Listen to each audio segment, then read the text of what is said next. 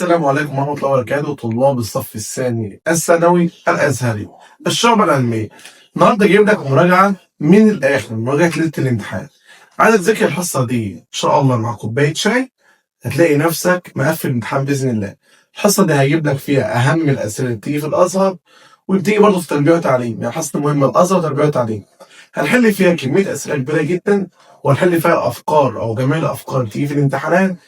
خليك دايما واثق ان احنا هنقفل الامتحان، سواء كنت لسه اول مره تبدا او بادئ من زمان معانا. حاول تنزل تشترك دلوقتي وتفعل زر الجرس عشان يوصلك كل جديد. خد بالك الحصه دي فيها الامتحان. جاهز يا بطل؟ يلا بينا يلا بينا يا بطل. جاهز آلتك الحاسبه؟ تعالى معانا اول سبوره. مضروب ن ناقص 2 بتساوي 5040. المضروب ده بعمله ازاي بقى الحاسبه؟ الاول انا هقول مضروب ن ناقص 2 بتساوي 5040. ده عامل مضروب ازاي؟ بعمل ايه؟ بكتب مثلا 5 لو عايز اعرف، مثلا بعمل 5 شيفت اكس اي تحت موضع على طول، بتلاقي علامة تعجب كده. اعمل 5 علامة تعجب كده بتساوي، لا مش 100، هتلاقي 120. هشيل 5 واخليها مثلا السبعة، تطلع عندك فعل السبعة، يبقى دي عبارة عن مضروب السبعة. طيب يبقى ن ناقص 2 بتساوي مين؟ مضروب بيساوي مضروب، يبقى ن ناقص هيروح مع بعض، يبقى ن ناقص 2 بتساوي 7. قد 2 بعكس الإشارة يبقى النون بتساوي 7 و2 كام؟ 9. برافو عليك. طب يا باشمهندس لو كده اختيارات، امسك الاختيارات جربها. بمعنى انا هاخد التسعة اجربها، 9 ناقص 2 ب7، هروح اعمل 7 شيفت اكس اي تطلع عندك 5040 اللي هي موجودة عندك في الاختيارات، اللي هي 9. نون الأمراض بتساوي 336، نون كفراء بتساوي 56. فهنا مضروب نون ناقصها. سؤال طويل وسهل جدا. نون كفراء ده قانون. نون كفراء اللي هو عبارة عن نون لمرة، نون لمرة على مضروب الراء. حلو. نون لمرة عندك بكام؟ ب 336 على مضروب الراء. كل ده بيساوي 256. يبقى تاني نون كفراء عبارة عن نون لمرة على مضروب الراء. نون لمرة اللي هي بكام؟ 36 على مضروب الراء ب 8 مقص. يبقى انا عندي مضروب الراء بتساوي 336 في 1 على 56. بقى حاسبه 336 في 1 على 56 تطلع عندك ب6. يبقى مضروب الراء بيساوي 6. همسك آلة حاسبة، ايه اللي المضروب بتاعه 6؟ روح جربها زي ما قلنا لك فوق، اللي اكس اي. اعمل 3 شيفت اكس اي هتلاقيها ب6. يبقى دي مضروب الراء بتساوي مضروب الثلاثة. ومن عند الراء بكام؟ ب3. طب حلو. انا عندي يا باشمهندس هو عندك نون لام راء، طلعت الراء ب3، يبقى نون لام 3 بتساوي 336. هروح اضرب بالاله الحاسبه. اللام دي بالاله الحاسبه، خد بالك انا عندي حاجتين، اللام اللي هي الفي اللي هي التماديد، اما على دي اللي هي التوافيق، دي اللي هي لام ودي قاف. طيب هروح اضرب بالاله الحاسبه نون اللي هي عندك عباره عن نون، مثلا اخليها مثلا عايز 36، فاقول مثلا 5 او مثلا 6 شفت في 3 تطلع 120. لا مش هي، زود واحده خليها 7 مثلا، يبقى 7 شفت في 3 210 برضه مش هي، خليها مثلا 8 تطلع عندك فعلا دي 8. يبقى 8 لام 3. هنا 3 بتساوي 3، يبقى اللي فوق يساوي اللي فوق، يبقى النون عندك بكام؟ يبقى النون عندك ب 8. هو عايز يبقى هو طالب منك مش كل ده طالب منك مضروب نون ناقص راء. طب يبقى قبل مضروب النون عندك ب 8 ناقص الراء عندك انت مطلعها ب3، 8 ناقص 3 ب5. روح امسك الحاسبه اعمل 5 شيفت اكس اي تحت الموضوع على طول. هقول لك اهي 5 عندك 5 لازم تكتب ال5. طب اكتب على الحاسبه شيفت اكس اي تطلع عندك بتساوي 120. 120 اللي عندك في الاختيار رقم ألف. نون في مضروب 2 نون ناقص 1 بتساوي هنا 120. باشمهندس نون في مضروب 2 نون ناقص 1 بتساوي 120. أستاذ لو لقيت هنا 2 نون ناقص 1 وهنا نون بره لازم تكون فيها 2 نون، فنعمل حاجة حلوة خالص. لا ده 12 زي ما احنا 12 دي 12. النون دي اضربها في 2. اضرب هنا في 2. اشمعنى؟ هقول لك دلوقتي. اضرب هنا في 2. هنا 2 نون يبقى لازم اللي بره 2 نون زيها، فاضربها في 2. يبقى انا عندي 2 نون فمضروب 2 نون ناقص 1 بتساوي 24. 2 في 12 ب 24. 2 نون قلت لك لو في عندك رقم بره بتدخله جوه. ايه بيدخل جوه؟ لما بيدخل جوه بيدخل نفسه. شوف ده عشان ما تلخبطش وتزود واحد، لا دخله زي ما هو. يبقى عندنا 2 نون بتساوي 24. اللي المضروب بتاع 24 هتلاقيها عندك مضروب الاربعه. يبقى 2 نون بتساوي مضروب الاربعه. عرفت منين؟ اعمل 4 شيفت اكس اهو تطلع عندك ب 24. يبقى 2 نون بتساوي 4. ومنها ان النون بكام؟ برافو عليك 4 على 2 فيها 2. يبقى تاني 2 نون جوه في نون بس بره اضرب عاطف في 2 في الطرفين عشان تكون 2 نون. وهنا 2 في 12 بكام؟ ب 24. ال 24 ده عباره عن مضروب الاربعه. يبقى 2 نون بتساوي 4 اكس مع الاثنين يبقى نون بكام؟ ب 2. مضروب نون زائد 1 بتساوي 30 مضروب نون ناقص 1. هنا عندك قاعده بتوصل الكبيره للصغيره. بوصلها ازاي؟ ببدا اخرج دي بره لحد ما توصل نون ناقص 1. فاول واحده هتطلع يبقى نون زائد 1. نون زائد 1 هتلاقي في مضروب النون بتساوي 30 في مضروب نون ناقص 1. لسه ما وصلتش. النون تطلع كمان مره يبقى نون زائد 1 في نون في مضروب نون ناقص 1 بتساوي 30 في مضروب نون ناقص 1. حلو وصلنا. لما بتطلعها بره بتطرح منها 1. مضروب نون ناقص 1 مع مضروب نون ناقص 1 يبقى لك نون زائد 1 في نون. نون زائد 1 في نون بتساوي 30. عددين متتاليين حصل ضربهم 30 صح؟ 6 في 5 6 و5. كبرت طبعا بياخد الكيلو بياخد صغير يبقى النون بكام عندك؟ يبقى النون عندي ب5. استاذ طب انا لو مثلا عايز اغير الاختيارات، لو عندي اختيارات مش مؤكد اللي اصعب هقول له 5 زائد 1 هبدا اجرب دي لوحدها. فبقول مضروب 5 مضروب 5 زائد 1 هياخد 6 720. اللي عنده 720 وراجع 5 ناقص 1 ب 24 اللي هي 5 ناقص 1 ب 4 مضروب 4 ب 24. 30 في 24 هتلاقيها برضه بكام؟ 720. فنختار بعد بكام؟ 5. اذا كانت 8 كفراء على 8 كفراء ناقص 1 بيساوي 4 على 5. هي قيمه الرقم. ده عندك قانون 2 متتاليين ورا بعض فكان عباره عن مين؟ نون ناقص ر زائد 1 على الر. ده قانون النسبه. نون ناقص ر زائد 1 على الر. نون ناقص ر زائد 1 على الر. النون عندك فوق ب 8 يبقى 8 ناقص ر زائد 1 على الر بتساوي 4 على 5. ما تلخبطش نفسك واعملها بالصلب. ازاي بالصلب؟ ركز معايا على الحاسبه كده. يلا بينا واحده واحده. هكتبها ازاي؟ بص يا باشمهندس انا شلت شغل الكاس عادي خلاص. بعد كده اكتب 8 ناقص عندك ناقص كتب على الشاشه الفا اكس ده القوس المقفول ده شايف ده القوس المقفول الفا اكس زائد 1 هنزل تحت في ر. اي متغير بيكون الفا اكس اطلع فوق. عايز اعمل علامه اليساوي بعمل الفا بعد كده كلمه كالك يساوي اهي شرطه الكاس 4 على 5 ظهرت. طب بعد كده بعمل شيفت كالك يساوي تغيب شويه بس تطلع عندك 5. يبقى الاختيار رقم ج اللي هو 5. اختيار ج اللي هو 5. عدد طول ترتيب 7 اطفال في دائره. قلت لك ان عندي حاجتين دائره وصف. دائره اللي هي عباره عن مين؟ عباره عن مضروب نون ناقص 1. طب صف عباره عن مضروب النون. هو عايز دائره يبقى مضروب نون ناقص 1 اللي هي 7 ناقص 1 اللي هي عندك مضروب الستة اللي هي الحاسبة 720 اللي هي عبارة عن 6 شيفت اكس اي تطلع عندك ب 720 رقم جي. عدد طول اختيار 3 اشخاص من 5 اشخاص. كلمة اختيار اشخاص من اشخاص ده بتستخدم قوانين التوافيق. صادم التوافيق اللي هي عبارة عن 5 قاف 3 تطلع ب 10 بلا حاسبة. 5 شيفت قلت لك التوافيق تاخد على يبقى شيفت على 3 شكرا تطلع عندك ب 10. عدد حضور المتتابعة 7 11 15 71. باشمهندس دي المتتابعة الأول تقول لي حسابية. فعرفت منين؟ 7 بعد 11 زودنا 4، 7 بعد 15 زودنا 4، يبقى مقدار الزياده مقدار ثابت اللي هو 4، فانا شغال على التاني. ده حسابيه. على فكره المتابعه ان في قانون مهم جدا ومش اي حد هيقوله لك. النون بتساوي لام، فالقانون ده مهم جدا، ناقص ألف على د زائد 1. لام ناقص ألف على د زائد 1.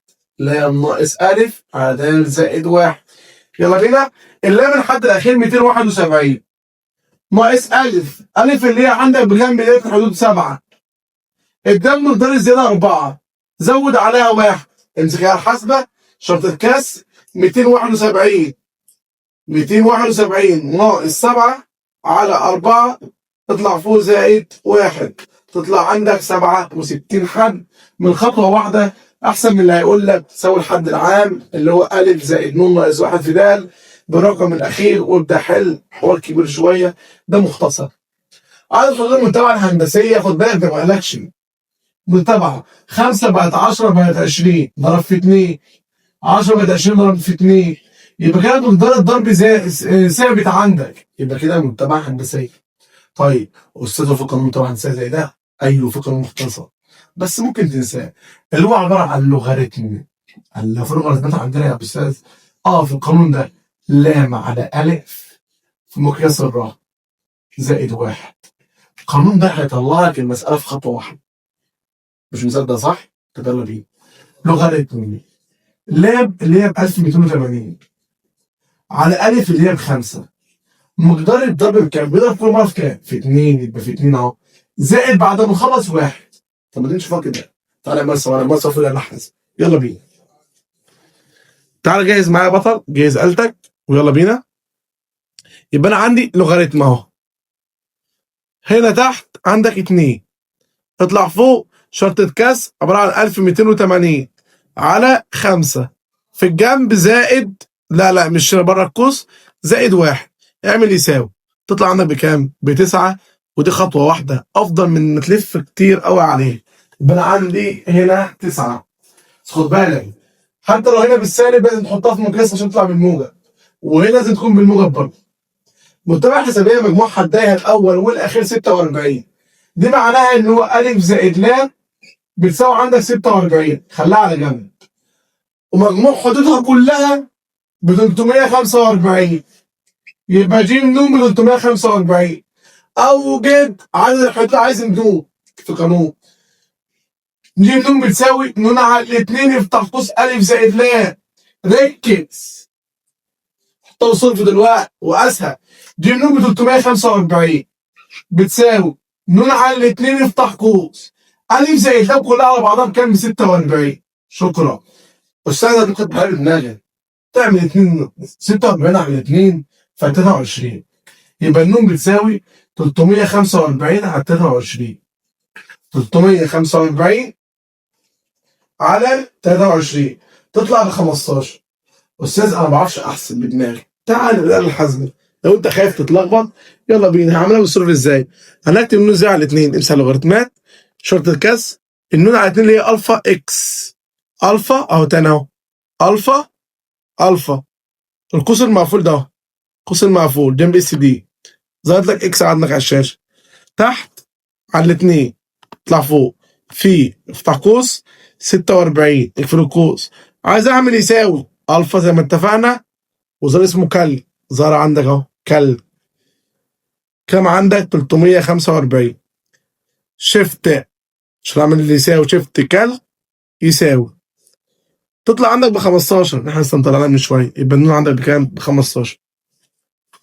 السؤال اللي بعده متابعة حسابية حدها الأول ب5، ده الألف ب5، وحاء ن زائد 1 بتساوي حاء ن زائد 3 زائد دي لوحدها، وأنت حاء ن بعكس الإشارة كده، يبقى حاء ن زائد 1 ناقص حاء ن بتساوي 3.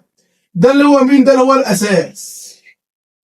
ده أساس المتبع عندنا، ده الأساس عندي، ده الأساس اللي قدام بمعنى صح.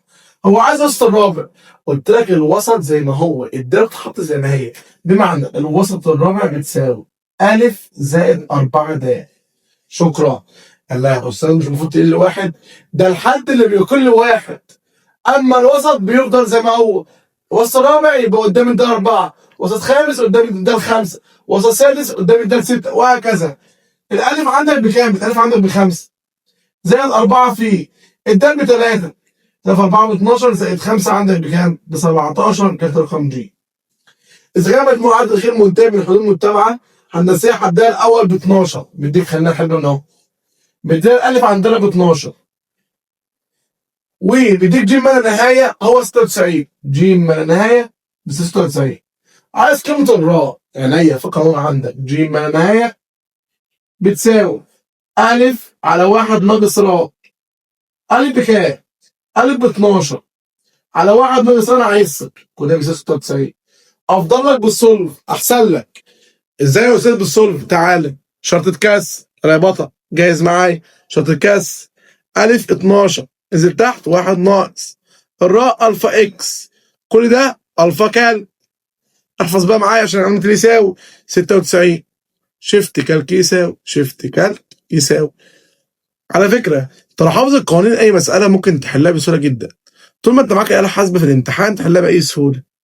تطلع عندك 875. طب بس انا مش عارف الاختيارات اللي هي 7 على 8، يعني مش عارف الاختيارات هعملها ازاي؟ اما نطلع منها اعمل الانسر ده اهو، انسر اضغط على انسر زي كلمه انس يساوي، تطلع 7 على كام؟ على 8 اللي هي الاختيار رقم جي. طبعا هسيبك السبوره خدها، ممكن تاخدها واكتب الشاشه قدامك عشان برضه لو انت عايز تاكد من حاجه من اجاباتك. ويلا بينا نخش على السبوره اللي بعدها. اجهز يا بطل، فوق معايا. رحله ال1000 ميل تبدا بخطوه. ابدا من دلوقتي، هتقفل الرضا باذن الله. انا واثق فيك، انت قدها. حلمك يستاهل، اسعى عليه. اوعى تقف، واي حاجه تخليك تقف عن حلمك او تعطلك عن حلمك هتقدر، بس لو ركزت. ولازم يكون عندك عزيمه. جاهز؟ يلا بينا على اللي بعدها. يلا بينا على السبورة التانية مع بعض. يقول لك إذا كان نون ق 10 بتساوي نون ق 14 فإن 25 ق نون. الأول كان خلاص التوفيق إن لو النون اللي فوق هي نفسها النون، فدي معناها إن إما اللي تحت بيساوي اللي تحت أو اللي تحت مجموعهم بيساوي اللي فوق.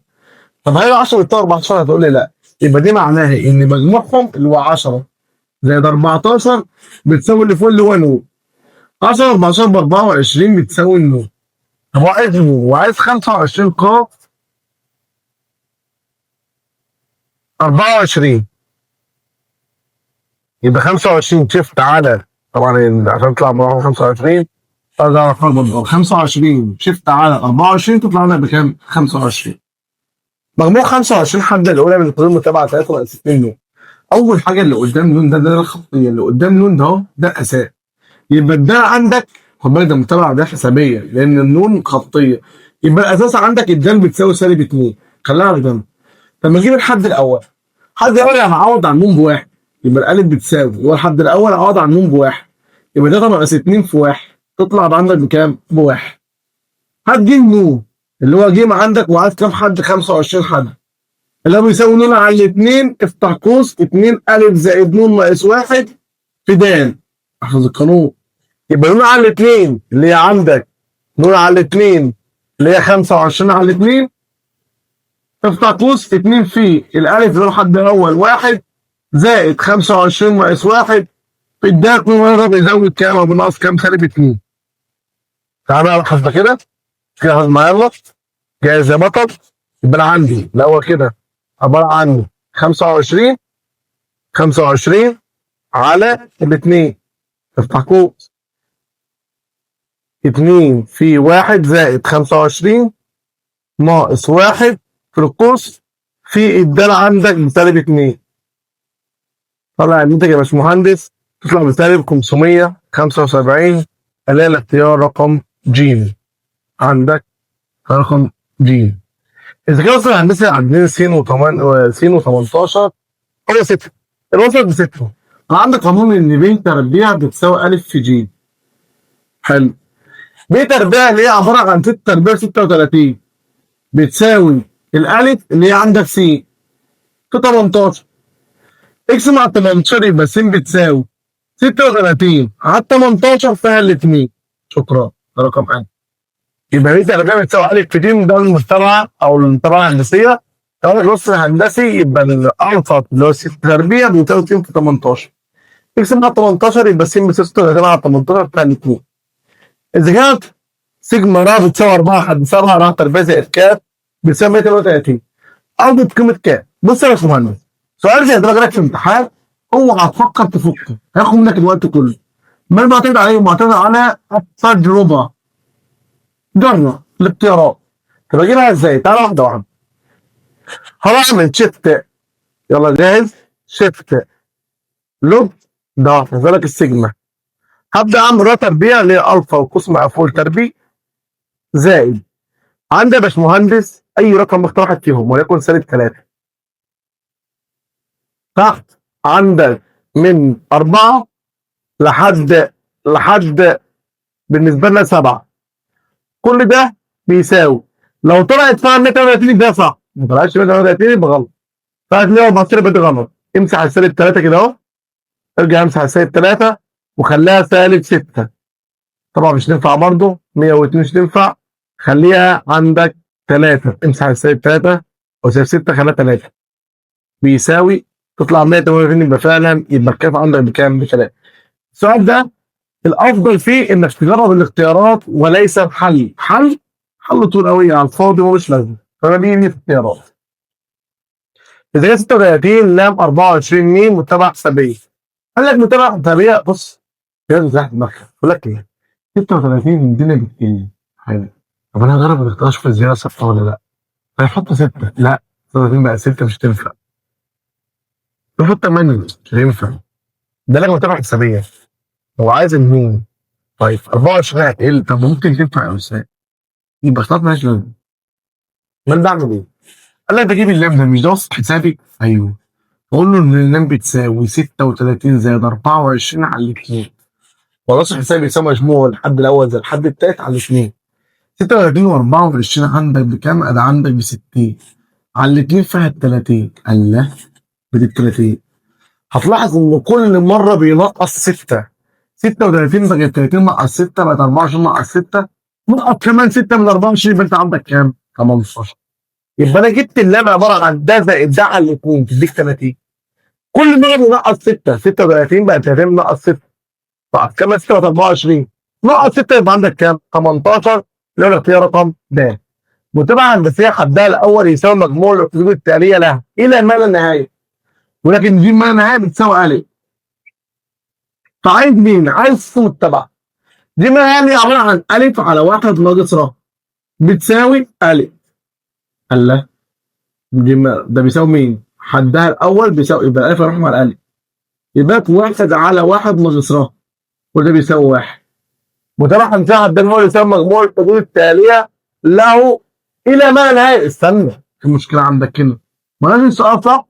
هو قال لك التاليه له، يعني كلمه التاليه له معناها ان هو بيبدا من الحد الثاني.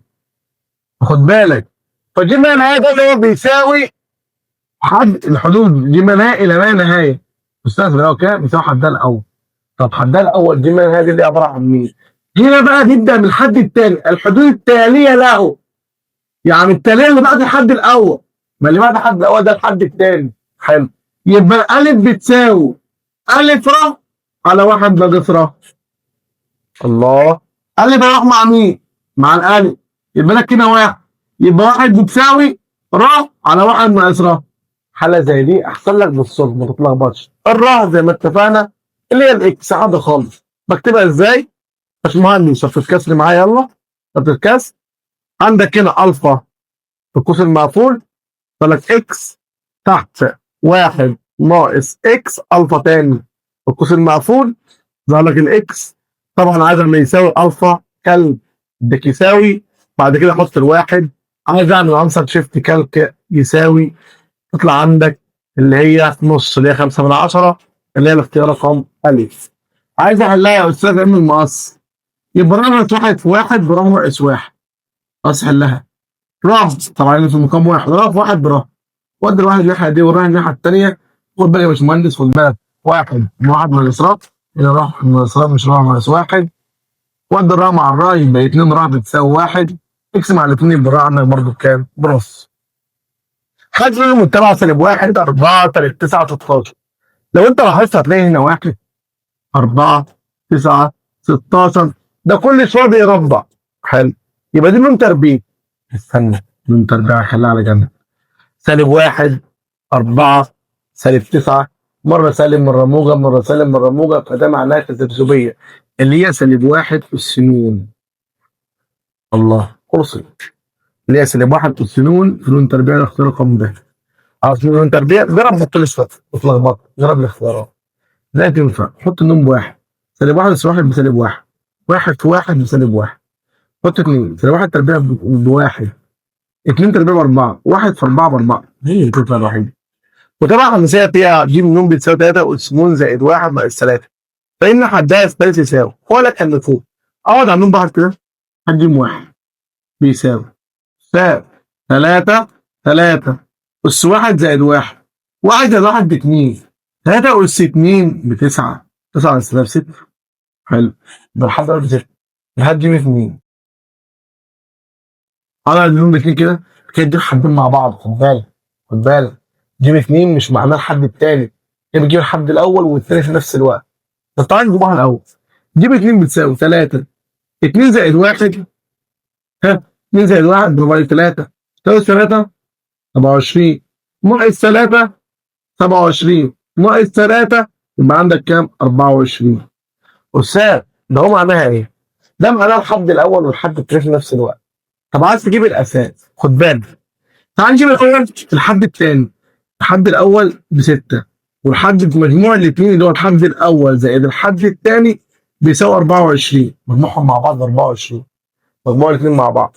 طب ده ب6 وده 24 حدين مع بعض. أستاذ ده ب6 زائد الحد الثاني عايزه بتساوي 24 و6 العكس. يبقى الحد الثاني عندك ب 18. الله. حد 18 دي معناها حد الاول ب6 حد التاني ب18. يبقى مقداره بيضرب في كام؟ في 3. ممكن من الاول خالص انت تعرف تجيبها من دي. ده بالنسبه لي الاساس بالنسبه لي انا ده. ما تلخبطش نفسك، اعملها بالطريقه احسن لك. جيب 2 دي ده الحد الاول والحد الثاني. الحد الاول اللي هو كام؟ ب6 زي الحد الثاني انا عايزه بتساوي 24 وتتبع في الاشاره. يبقى الحد الثاني بيساوي 24 ناقص 6 بكام؟ في 18. يبقى 6 بقى 18 مقدار ازاي بضرب في 3. ممكن اضرب كام في مره في 3؟ 18 في 3 ب 54 في رقم ج وعايز الحد الثالث. او ممكن تجيب الحد الثالث بيساوي ا في ر اس 2 اللي هو الالف ب6 في ر اللي هي 3 اس 2 تطلع من 9 6 9 بكام؟ ب 54. صح برضه. ر بتساوي 7 حتى 23 عايز 7. نفس الفكره بالاله الحاسبه. هتعمل زي الاله الحاسبه. تعالى هنا شفت لوج ظهرتك عندك اللوج بالنسبه لنا هتكتب جوه 3 الفا اكس لك الرا تحت من 7 تطلع فوق لحد 23. طلع الناتج يا باشمهندس تطلع 765 اللي هي الاختيار رقم ب. بص على بعضها نفس الفكره تضربها. را بتساوي 1 لحد 10. 3 زائد كات را بتساوي 140. تعال نجرب. يلا بينا بقى الحاسب. نفس الفكره تجربه. لازم اعمل اوت سيجما شيفت لوج بالنسبه لنا. طبعا 3 زائد كام ده نحط الارقام دلوقتي. الفا اكس او الاول كده خليناه فوق. الفا اكس في الكاف ده نحط الارقام دلوقتي. تعالى يا باشمهندس تحت بواحد لحد 10. يلا بينا لحد 10. تعالى بقى احط الكاف دي ارقام بقى اللي انت عايزها. حط الكاف دي مثلا اول مره احطها بواحد تطلع بكام؟ يساوي 85. هنا هحط لك 140. لا غلط. شيل الكاف ده اهي حط مكانها وليكن 2 بيساوي تطلع 140. يبقى الاثنين عندك صح 140 مكان الكاف ب 2. يبقى انا عندي الاختيار رقم ب. عدان س وصاد والطبع الاسابي 5. طبعا الاسابي اللي هي س زائد ص على 2 بتساوي 5. مقص يبقى س زائد ص بتساوي 2 في 5 بكام؟ ب 10. ممكن تعمل صاد بعكس الاشاره او س يبقى س بتساوي 10 ناقص ص. خليها على جنب عندك. تعالى هنا وطبعا هنضيف 3 يعني طبعا هنسى يعني 6 ص بتساوي 3. شيل الص وحط قيمتها يبقى انا عندي السين دي اللي ب 10 ناقص ص في ص بتساوي 3 فالاول كده ممكن تحطها بالصلب، ايوه تصرف عادي. ولو عندك قيمتين تعالى وزع كده، هو عايز يقول لك الصاد، خليها دلوقتي وزع الصاد دي، صاد في 10 ب 10 صاد، صاد في سالب صاد بسالب صاد تربيع بتساوي 3، لكن كده جوه حط شارع بناقص 3 بتساوي 0. نكتب المعادله، يبقى سالب صاد تربيع زائد 10 صاد ناقص 3 بتساوي 0. دي المعادله. عايز احللها، حلها ازاي؟ تعال حلها بقى حل. استاذ معادله تربيعيه حل ازاي بقى حل؟ جاهز معايا بطل؟ جاهز انت كده؟ اول حاجه موت، عندك كلمه ايكويشن اي كيو ان اللي هي عندك رقم 5، رقم 5 عندك على الاقل حاجه رقم 5. هظهر لك 3 معادلات. الاولى لو انت عندك حذف وتعويض اللي هم معادلتين مع بعض. التالتة اللي شغلنا معانا باشمهندس، اول صاد تربيع معاملها -1 بيساوي، هكتب 10 بعد كده معامله بكتب المعاملات على صاد بيساوي، بعد كده اكتب بص سالب او ناقص 3 اهو، 3 اهي تظهر عندك 3 عندك بيساوي، بيساوي كام مره؟ تطلع في حاجه غلط عاملينها، ثواني كده اعمل مساله تاني. هنا 10 صاد ب 10 صاد، هنا ناقص س زائد صاد بتساوي 10، قد السين يبقى 10 للصاد، 10 صاد ب 10 صاد ناقص هنا هتوصل نسيت 3، خد بالك 3 تربيع معذرة، 3 تربيع اللي هي ب9، انا اسف كده غلطة عندك كده، 3 تربيع دي ب9، يعني الفيديو التاني هنا ب9، هنا ب9، هنا غلطة في المسألة بس. نفس الفكرة بدل سالب 3 هبدأ المسألة خليها من الأول خالص اهي، نبدأ من الأول خالص مود 1، هبدأ من الأول خالص ثاني مود عندك 5 3، هبدأ اكتب -1 بيساوي 10 عندك اهي، بعد كده اكتب 10 بيساوي -9 بيساوي، تطلع عندك ب9 والتانية ب1، يبقى صاد مرة ب9، صاد مرة ب9 والسين مرة بكام؟ ب1. طبعا طب تعالى كده واحدة واحدة، هات السين بقى، صاد مرة ب9 وصاد مرة ب1، هات السين 10 تطلع بكام؟ ب1، يبقى السين ب1. طيب لو جبت برضه صاد لما خدت صاد ب1 10 ناقص 1 برضه بكام؟ يبقى السين بتساوي 10 ناقص 1 عندك في 9 برضه ب8، معذرة 10 ناقص 1 ب9، فالصاد ب9 والسين ب1 أو الصاد ب1 والسين ب9، هو عايز سين ناقص صاد، طبعا كان حاطط هنا موجب وسالب، سالب 9 ناقص 1 أو 1 ناقص 9 اللي هي موجب وسالب كام؟ ال8 اللي هي اختار رقم أ، يبقى 9 ناقص 1 ب8. ننقف 3 آخر سؤال معانا، ننقف 3 زائد ننقف 2 بتساوي 120، فإن ننقف 5 على ننقف 4 بتساوي كام؟ باشمهندس سهلة جدا، ننقف 3 زائد ننقف 2 بتساوي 120. الأول يا باشمهندس كده الدنيا سهلة، قانون المجموع عبارة عن إيه؟ احفظوا عندي ن زائد 1 ق ر، ن زائد 1 ق ر، يعني ده خلاها ن زائد 1 ق ر، يعني من القاف الكبير، كان عنده قانون مجموع قاف اللي هي ر الكبيرة ده منهم 3 و2، ده الكبيرة الصغيرة عبارة عن ن ق ن زائد 1 ق 3، كل ده بيساوي كام؟ 120. ده الحاسبة، هبدأ اشوف ننقص كذا يديك 120، ابدأ اجرب. الاول عندك مثلا اعملها 5 شفت على 3 هتطلع، بعد كده اعملها مثلا لحد مثلا ممكن كل حد لحد 10 قف 3، يبقى ن زائد 1 ق 3 بتساوي 10 ق 3، تحت بيساوي تحت يبقى فوق بيساوي اللي فوق، يبقى ن زائد 1 بتساوي عندك 10، وادي الواحد بعكس الاشاره يبقى ن عندنا بكام؟ ب9. هنا عايز 9 ق 5 على 9 ق 4، يا تمام بالحاسبه 9 ق 5 ممكن تمام من غير قانون النسبه كمان، 9 شفت على 5 تطلع عندك 126، و9 شفت على 4 تطلع عندك 126 برضه، يبقى انا يا باشمهندس تطلع فيها كام؟ فالواحد اللي في رقم د. فكرة السبورة زي المرة اللي فاتت، تصور لو انت حابب تصورها. السبورة الجاية هنبدأ نشتغل شوية أكمل على الضغط، بعد كده نشتغل على التفاضل وحساب المثلثات. جاهز يا بطل وهتنام إن شاء الله. السبورة الجاية هتكون أفضل من دي، اكمل معاك يا بتاع ازهر. عايزك تركز معاه لان اكمل هي نفسها الاختيارات، بس ما فيهاش شويه الاختيارات اللي موجوده عندك. هيبقى رساله اكمل رساله مهمه جدا قاعده تيجي الامتحان. دي الاختيارات بتاعت الجوب، مش هيبقى زي غير السبورتين دول بتحل اي سؤال معاك. اي سؤال طبعا لو واقف معاك في الجوب بعد الجزء ده ممكن تبعته لي، هسيب الرقم دلوقتي هيظهر لك قدامك على الشاشه. ابعت لي اسئله تحت معاك في الجوب وانا احلها على طول باذن الله. جاهز؟ يلا بينا على السبوره الثالثه. يلا بينا على السبوره الثالثه. اكد العبارات الاتيه طبعا العام ما عندوش اظهر عنده. خد بالك ممكن تدفع عام عادي لان مفيش اختيار. اعتقد في اختيار. نون لام 2 بتساوي 42 ونون ناقص ر بتساوي 120 مضروب نون ناقص ر. نون لام 2 دي اللي هي عباره عن كام؟ نون لام 2 بتساوي النون ده اهي 42 دي اللي هي عباره عن 7 لام 2. يبقى النون عندك بكام؟ يبقى النون عندي ب7. طيب مضروب نون ناقص ر اللي هي مضروب 7 ناقص ر بتساوي 120. 120 ده اللي هي عباره عن مضروب الخمسه. يبقى 7 ناقص ر بتساوي 5. يبقى الراء عندك ب2. 7 ناقص 2 ب5. يبقى الراء ب2. هو عايز يقول كفره اللي هي عباره عن 7 قاف 2. الآية حاسبة 7 قاف 2 فقط 21. 7 شفت على 2 تطلع عندك ب21. طبعا لو اختيارات اللي هي في الاختيارات اكيد تطلع عندك ب21. 2 نون في مضروب نون ناقص 1 على 2 نون ناقص 1 زائد او في نون زائد 1. سيطل عايز قيمة النون. باشمهندس وصل الكبير للصغير. بمعنى النون توصل 2 ناقص 1 يبقى هننزلها مره وتطرح منها 1.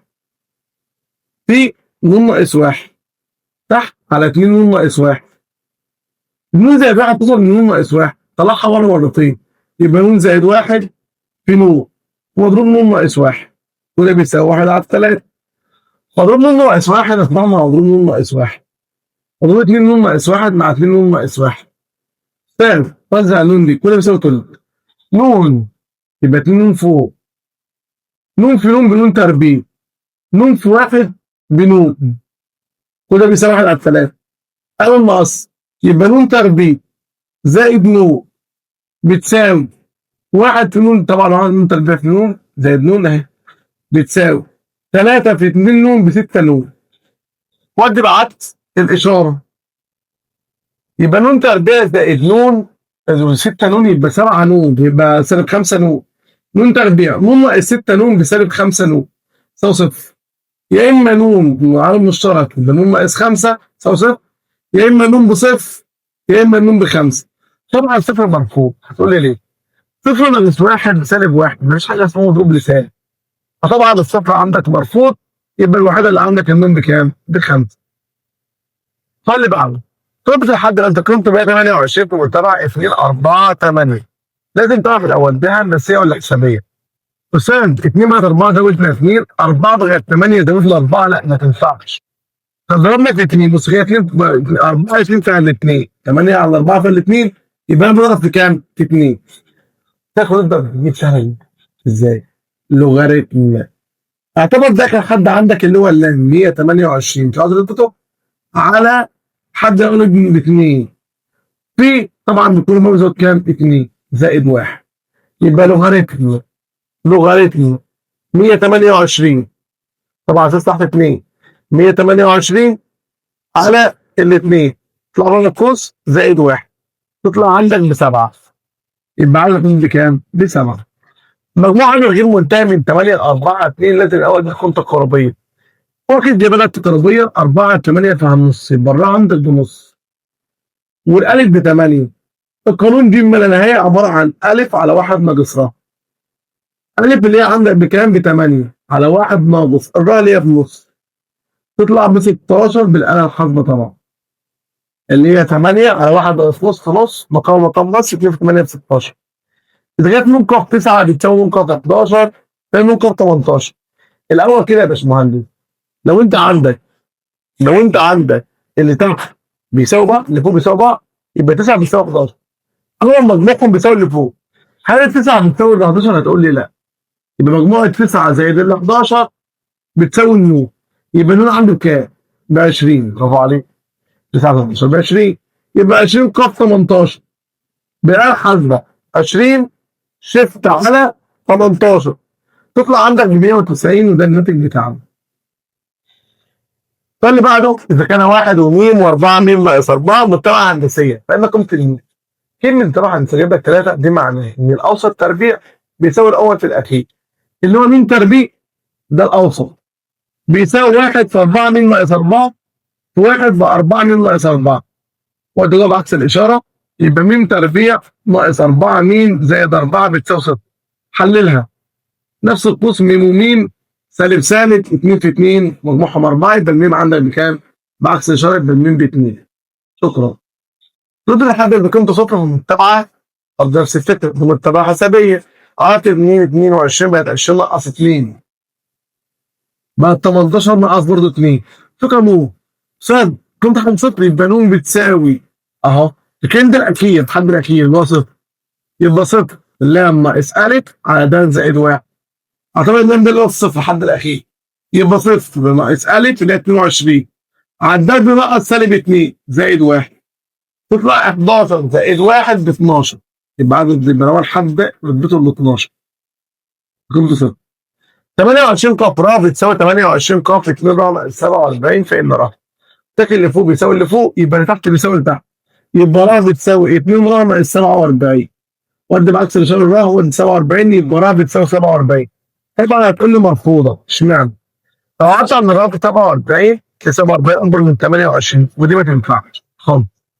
يبقى الاول فوق بيساوي اللي فوق تحت بيساوي اللي تحت خلاص مش هينفعش 47 يبقى هي اما اللي تحت مجموعته بيساوي اللي فوق يبقى ر و2 ر ب 3 ر بتساوي 28 زائد 47 عندك ب 6 ب 75 اقسم على الثلاثه يبقى انت عندك الر بتساوي 25 يبقى انا عند الر عندك بكام؟ ب 25 طبعا دي تنفع. اكيد تاني 28 زائد 47 ب 75 اقسم على 3 يبقى الر بكام؟ 25. رتبه اول حد سالب عندك قانون حلو خالص ان رتبه حد سالب النون اكبر من سالب الف على د زائد 1 وريح دماغك. خد بقانون اكبر من سالب الف اللي هي سالب 35 على د كل مره بينقص 2 زي ما 33 ناقص 2 33 ناقص 2 يبقى على سالب 2 زائد 1 35 سالب 35 على سالب 2 زائد 1 تطلع عندك ب 18 ونص يعني نون اكبر ب 18 ونص يبقى نون بكام؟ ب 19 وطبعا لقيتها في الاختيارات تمام لو اكمل تمام. مجموع زي ما طبعا الرساله التي فيها الحد الاول ب9 بس ب3 وحد لها 3560. هنا ج نون بتساوي لام ر ناقص الف ر ناقص 1. اللام دي كام عندك ب 6560 في الراء عندك الراء اللي هي الاساس ب3 ناقص الف ب9 يعني 3 ناقص 1 يبقى 6561 في 3 ناقص 9 على 3 ناقص 1 تطلع عندك طبعا سواء 6561 ناقص حدها الأول ب9 طبعا هنا في 3 مع الزطم هنا في 3 يبقى أنا عندي 9837 اللي هو الناتج بتاعها. إيه تفاصيل الشهر؟ مقالي متابعة حسابية حدها الثالث لحد الخامس ب6 حدها الرابع 6. ركز بقى معاك المقال المقال مهم جدا. الحد الثاني اللي هو ألف زائد د ناقص الحد الخامس ألف زائد 4 د بتساوي 6. دي معناها إيه؟ طيب ألف زائد د وزع السالب يبقى سالب ألف ناقص 4 د واللي بيساوي 6. ألف 4 مع الألف د ناقص 4 د بتسالب 3 د بتساوي 6. اقسم على السالب 3 يبقى الدال عندك بسالب 2 خليها على جنب. حد الرابع اللي هي بتساوي 16. حد الرابع اللي هو ألف زائد 3 د بتساوي 16 يبقى الألف عندنا زائد 3 في سالب 2 بتساوي 16. 2 في سالب 3 سالب 6 وده بعكس الإشارة يبقى الألف عندك 16 زائد 6 ب 22. شكرا. هو عايز مين؟ فإن مجموع أول 10 دي فيها يبقى دي مع 10 بتساوي نون على 2 يفتح قوس 2 ألف زائد نون ناقص 1 في د. تمام يبقى دي مع 10 نروح على الاثنين اللي هي 10 على الاثنين، افتح قوس 2 في الالف سالب 22 زائد 10 ناقص 1 في الدال اللي هي عندك بسالب 2. انا حاسبه على تاني، يلا بينا. يبقى عندي 10 على 2 افتح قوس في 2 في 22 زائد 9 اللي هي 10 ناقص 1 ب9 بسالب 2، تطلع عندك المجموع ب 130. دي السبوره اللي قبل الاخيره في الضرب. الاخيره السبوره الجايه ان شاء الله بكام سؤال مقالي كمان، بعد كده ابدا اشراح تفاضل حساب مثلثات. جاهز يا بطل؟ يلا بينا. يلا بينا معايا السبوره المقالي. متابعة حسابية حداد أول 33 حداد ثالث 5 أمثال حداد ثامن. أوجد المتابعة أوجد عدد الحدود اللازمة أخذها ده من الحد الأول ليكون المجموعة أكبر منه. الأول دي متابعة حسابية حدها الأول يعني ح 1 ب 33، دي معناها إن الألف ب 33. حلو. طيب وحدها الثالث ح 3 بتساوي 5 أمثال حدها الثامن 5 ح 8. ح 3 ده اللي هو عبارة عن ألف زائد 2 د. 5 في ح 8 ألف زائد 7 د. الألف عندك بكام؟ 33. طيب واحدة واحدة. 33 زائد 2 د أهو بتساوي 5 في ألف ب 33 زائد 7 د. وزع 5 ب 33 زائد 2 د بتساوي 5 في 33 ب 165. الحسب 5 في 7 د ب 35 د. ودي الدال مع الدال و65 الناحية التانية، يبقى 35 د ناقص 2 د يبقى انت عندك كده 33 د بتساوي 165 ناقص 33. 165 ناقص 33 بتساوي 132. اقسمها مرة واحدة على الثلاثة يبقى 132 على 33 هنا وهنا، يبقى الدال عندك بتساوي على 33 تطلع عندك الدال ب4. يبقى انا عندك الالف ب 33 كل مره بيزود 4، يبقى انا عندي 33 خد بالك هنا السالب بسالب يبقى سالب 4، يبقى كل مره ناقص 4 يبقى 29 ناقص 4 يبقى انت عندك كده 25 وهكذا. عايزين اوجد متابعه اوجد عدد كل لازم اخذها لان حدها الاول يكون اكبر من يمكن. مجموع اكبر ما يمكن يبقى انا عندي الحد العام اكبر من صفر. يبقى انا بالنسبه لي الف زائد ن ناقص 1 في د ده اكبر من الصفر. الالف 33 زائد ن ناقص 1 في الدال اللي هي سالب 4 اكبر من الصفر. وانا هكون بعكس الاشاره يبقى ن ناقص 1 في سالب 4 اكبر من سالب 33. اقسم على سالب 4 يبقى ن ناقص 1 طبعا عند القسمه على سالب تقلب العلامه. سالب 33 على سالب 4 تطلع عندك 8 وكسور 8 وربع. ودي واحد بعد اشاره يبقى النون اقل من 8 وربع زائد 1 ب 9 وربع. نون اقل من 9 وربع يبقى النون ب9. يبقى انا عايز اخد 9 حدود لان اول 9 حدود في الاخر موجبين. اذا كانت خدت عند اوصاف حسابيه دي 1 و17 وكان السابع يساوي 3 امثال وسط الكام. اوجد على هذه الاوصاف بين 1 و17 متر وكان وسط السابع. ركز بقى، وسط السابع بيساوي 3 امثال وسط الثاني. حلو. وسط السابع اللي هو 7 بيساوي 3 اللي هو 2. هو 7 خد بالك انت خدت اوصاف حسابيه يبقى الف زائد 7 د بتساوي 3 في وسط الثاني الف زائد 2 د. هو الف زائد 2 د وسط الثاني. ده الف بواحد لان ده الالف وده اللام. يبقى الالف بواحد يبقى 1 زائد 7 د بتساوي 3 و1 زائد 2 د. 1 زائد 3 يبقى 1 زائد 7 د بتساوي 3 في 1 ب 3 3 في 2 د ب 6 د. وقت الدال مع الدال ودي الواحد الناحيه الثانيه يبقى 7 د ناقص 6 د بتساوي 3 ناقص 1 اللي هي بكام؟ ب 2. 7 د ناقص 6 د بد بتساوي 2. شكرا. يبقى انا عندي 1 ازود 2 1 من 2 بالنسبه لنا 3 وهكذا لحد كام؟ لحد 17. باشمهندس ممكن اقول لك عامل اوسط مره واحده قبل الاوساط هيجيبوا مره واحده او ممكن تجيب عدد الحدود الاول. عدد الحدود كان بيساوي ايه؟ اللي هو النون بتساوي لام ناقص الف على د زائد 1. اللام عندك ب 17 ناقص الف بواحد على الدال بيزود 2 زائد 1. 17 ناقص 1 عندك دي 16 على 2 فيها 8 زائد 1 ب 9. يبقى الحدود كلها ب 9. انا عارف ان عدد الاوساط بتقل عن عدد الحدود بمقدار 2 اللي هي 9 ناقص 2 بتساوي كام؟ 7. يبقى عدد الاوساط عندك ب7. يبقى عايز اعرف عدد الاوساط يبقى عندي كام؟ 7.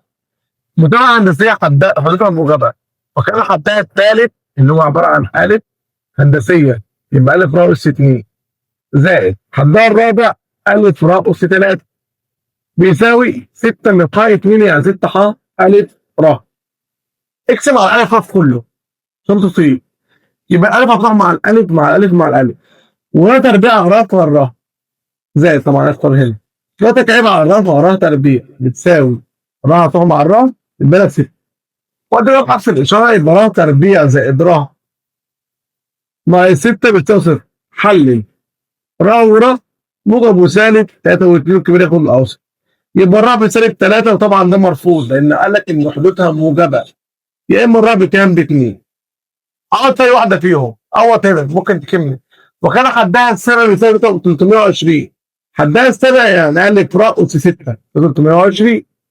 عوض عن الراء ب2 يبقى ألف في 2 أس 6 320.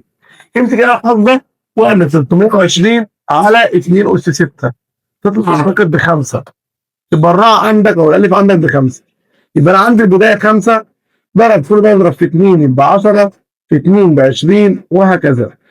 هو عايز مجموع ال 10 الحدود الاولى منها يبقى دي 10 بتساوي الف راء أس ن ناقص 1 راء ناقص 1 الف اللي هي ب5 الراء اللي عندك ب2 والسنون اللي هو عايز 10 ناقص 1 على راء اللي هي 2 ناقص 1. يبقى انت عندك 5 طب في قوس 2 أس 10 ناقص تحت ناقص 1 اخفى القوس على 2 ناقص 1 اللي هي طبعا تطلع ب 5115. كده هنا نقال الجبر ومواجهة الجبر. خش على الجزء الثاني هو التفاضل واقسام المثلثات. طب الجايه باذن الله يلا بينا. يلا بينا على جزء التفاضل. بس قبل ما تكمل معاك الجزء ده ارجع لقصه التفاضل الاول. هسيبلك الرابط بتاعها تحت في الديسكربشن. ارجع الاول ليها قبل ما تكمل ده نستفاد منها اول. طبعا مش هديك كل حاجه في التفاضل هديك جزء بس بسيط منها. ارجع للفيديو اللي فات وهسيب لك الرابط زي ما اتفقنا. هتلاقي عندك كل حاجه في التفاضل موجود. طبعا هاخد جزء مراجعه بسيطه في التفاضل. تكامل 4 ناقص 6 س 6 س. تكامل الأربعة دي ما تقولناها س يبقى 4 س. حلو. ثالث قطع س 6 س. تكاملها على بعضها كده يا باشمهندس قطع ذاتها تكاملها بقطع يبقى زائد قطع س. يبقى 4 س زائد قطع س اللي هي رقم أ. مين اللي رسم الحالة ده س بتساوي 2 س ناقص 3 أس 5. شرط عادي مين مثلا مش شرط ننزل أس بدل شرط س بتساوي نزل أس ب5 اطرح منه 1 يبقى 2 س ناقص 3 كله أس 4 ومشتقة ما داخل القوس عندك بكام؟ يبقى داخل القوس ب2. عوض شيل كل س وحط مكانها 2. يبقى الأول ينزل أس واطرح منه 1 في مشتقة ما داخل القوس. يبقى أنا عندي شيل الس واحط مكانها 2. 2 في 2 ب4 ناقص 3 ب1. 1 أس 4 ب1. 5 1 ب5 في 2 تطلع كلها بكام؟ ب10 بألحة. إذا هو بس اتغيرت ده يساوي 2.4 عندما تغير س من 3 إلى 3.2. فإن التغير أنا عارف إن المتوسط م هي بتساوي التغير على قيمة 3.2 ناقص 3. شكرا. المتوسط عندك بكام؟ المتوسط عندك ب 2.4. 3.2 ناقص 3 يبقى التغير على 2 بتساوي 2.4. اعمل مقص يبقى التغير بيساوي 2 في 2.4 تطلع من فوق 48 من 100 اللي هي فيها رقم ب. ده اللي س بتساوي جذر س تربيع زائد 9 فإلا ده الشرطة سالب 4. مشتقة الجذر عبارة عن ايه؟ مشتقة اللي جوه على 2 الجذر. مشتقة مناطق الجذر اللي هي 2 س على 2 نفس الجذر اللي هو س تربيع زائد 9. عوض 2 في الس بسالب 4 على جذر لو عايزين تحت جذر 4 تربيع 16 زائد 9 نضربهم على 2 تطلع عندك سالب 4 على اكيد ال5 اللي هي جذر 9 زائد 16 طبعا دي اللي هي ب5 يبقى عندك سالب 4 على كام؟ على 5 اللي هي رقم أ. 43 مين الممثل من الحالة ص بتساوي ج س جتا س. طيب مين ممثل المشتقة؟ أولى في مشتقة الثانية زائد الثانية في مشتقة الأولى، يبقى صارت شرطة بتساوي أولى ج س، ومشتقة الثانية مشتقة الجاء سالب جتا زائد الثانية جتا س، ومشتقة الأولى بجتا. أولى في مشتقة الثانية، أولى مشتقة الثانية زائد الثانية في مشتقة الأولى، أولى ج س في مشتقة الجتا بسالب ج معذرة من سالب ج. يبقى عندي هنا ج بسالب ج تربيع س، ج تربيع بموجب ج تربيع س اللي هي عبارة عن ج تربيع س ناقص ج تربيع س اللي هي الاختيار رقم ب. متوسط التغير في حجم المكعب عندما تغيرت الحرف من 5 ل 7. حجم المكعب الحجم بيساوي س تكعيب، يبقى عندي متوسط م ه بتساوي دالة السبعة ناقص دالة الخمسة على 7 ناقص 5. شوف كنت نحط مكانها 7 يبقى 7 تكعيب ناقص 5 تكعيب على 7 ب 5 ب 2. طبعا قرار كبير جدا وجبت محفوظة هي 9. احسبها 7 تكعيب ناقص 5 تكعيب على 7 ناقص 5 اللي هي 2، تطلع عندك الإجابة 109 محفوظ السؤال ده. إذا كان متوسط التغير الدالة يساوي 7 اللي هو تغير س من 3 ل 5، وغير دالة 3 بتساوي 7 فإن دالة ال5 متوسط نفس الفكرة. متوسط التغير بيساوي دالة ال7 أو دالة ال5 ناقص دالة ال3 على 5 ناقص 3. دالة ال5 أنا عايزها ناقص دالة ال3 اللي هي ب7 على 5 ناقص 3 2، كل ده بيساوي متوسط بكام عندك؟ ب7. أعمل متوسط يبقى دالة ال5 ناقص 2 ب7 ب14، كل ده بيساوي 7. وده 14 معاك الإشارة يبقى دالة ال5 بتساوي 7 زائد 14 بكام؟ ب21. اختيار رقم د. ص بتساوي س زائد ص س. مشتقة الظا بقطر ب. طب قطر ب كان في قانون في أولى ثانوي مفتقره. قطر ب اللي هي عبارة عن 1 زائد قطر ب اللي هي عبارة عن 1 زائد ظ تربيع س بتساوي قطر ب س. برافو عليك. طيب قطر ب دي اللي هي عبارة عن 1 زائد ظ، هي الظا اللي هي مين؟ الصاد. شيل ظا حط مكانها صاد يبقى عبارة عن 1 زائد ص تربيع، يبقى 1 زائد ص تربيع. حلو، يبقى حل السؤال ده فوق، يبقى 1 زائد ص تربيع بتساوي ق تربيع، يبقى 1 زائد ص تربيع اللي هي اختيار رقم ج. تكامل س ناقص 2 في س زائد 2 ده س. تكامل اضرب الاول س في س بس تربيع موجب في سالب بسالب 2 في 2 بكام؟ 4 ده س. كام يا باشمهندس؟ نزود على اس 1 واقسم على اس الجديد يبقى س تكعيب واقسم على 3 ناقص 4 س. شكرا. س تكعيب على 3 اللي هي 3 س تكعيب ناقص 4 س اللي هي الاختيار رقم د. تكامل ج 4 س على 1 ناقص ج س. مفيش حاجه اسمها كده. استاذ باشمهندس دكتور المستقبل ج تربيع دي اللي هي عباره عن 1 ناقص ج تربيع س على 1 ناقص ج س. 1 ناقص ج تربيع حلل دي يبقى 1 موجب وسالب جا وجا. شطوط برافو عليك. راح ناقص ج س ده بقى مع دي يبقى لك تكامل 1 زائد ج س وتكامل الواحد بس زائد تكامل الجاء بمين؟ برافو بسالب جتا. يبقى س ناقص جتا س اللي هي الاختيار رقم ج. س ناقص جتا س. يبقى الاول عملت 1 ناقص جتا تربيع دي بتساوي جتا تربيع س. عايز تذكر ان جتا تربيع س بتساوي 1 ناقص جتا تربيع س اللي هي عباره عن جتا تربيع زائد جتا تربيع بتساوي الواحد. إذا كانت الدالة دالة قضاء الشقاق دي معناها إن الدالة بتساوي دالة، فدي معناها إن دالة سالب الواحد بتساوي عوض فوق دالة سالب واحد موجب بتساوي دالة سالب واحد السالب. ده أول حاجة. عوض بسالب واحد 9 سالب واحد 9 سالب واحد زائد 5 بتساوي عوض بسالب واحد ألف بسالب واحد تربيع زائد ب بسالب واحد ناقص 4. طبعا دي 9 بسالب 9 يبقى دي سالب 4 بتساوي سالب 1 تربيع بواحد ألف واحد بألف ب بسالب واحد بسالب ب ناقص 4 وأدي عكس الإشارة يبقى ناقص 4 وأدي عكس الإشارة يبقى دي زائد. ممكن تطير يبقى ألف ناقص ب بتساوي سالب 4 زائد 4 بصفر يبقى الألف بتساوي الب. خليها على جنب. حلو. بيقول لك ايه؟ قابل للاشتقاق برضه الشق ويساوي المشتقة بصفر. شق دي او يساوي المشتقة ببعض. شق دي ب9 يبقى ده الشق اليمين او ده الشق الشمال.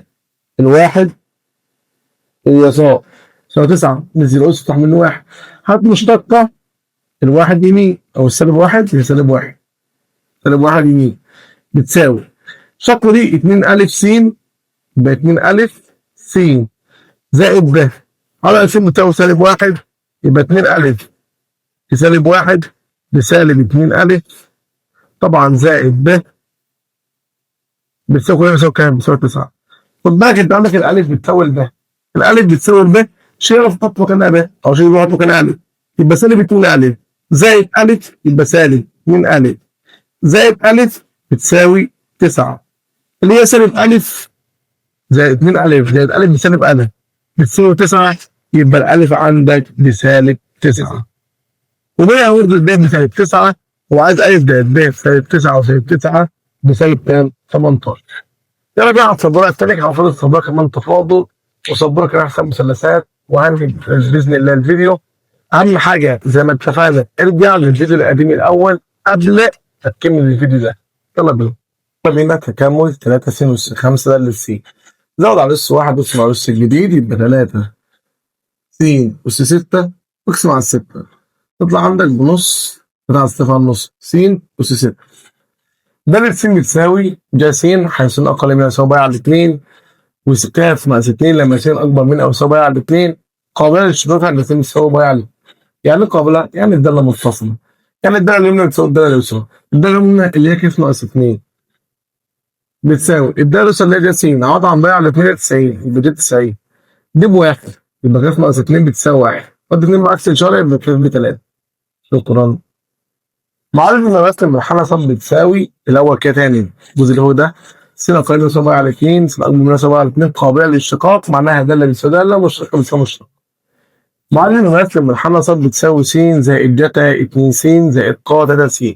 النقطة 0 و2 واقعة عليه. عايز معادلة المماثل سهلة. المشتق الأول بساطة بتساوي مشتقة س دي بواحد مشتقة الجتا بسالب ج أهو 2 س في دي بره ب2 مشتقة القاء بقاء ظا ورا ب3. تعالى عوض على كل س بصفر اهي 2 جاي 2 في صفر صفر ده صفر وصفر ده بصفر وده صفر برضه بصفر فكل ده برضه بصفر يبقى عندك واحد.